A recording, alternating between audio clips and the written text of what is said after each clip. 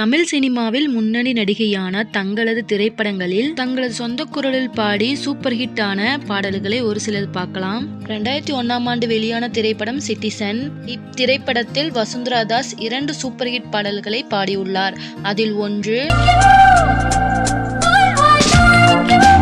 2002ஆம் ஆண்டு வெளியான திரைப்படம் தமிழன். இத்திரைப்படத்தில் பிரியங்கா சோப்ரா பாடிய பாடல். பிரியங்கா சோப்ரா முதலில் பாடிய இந்த பாடல்.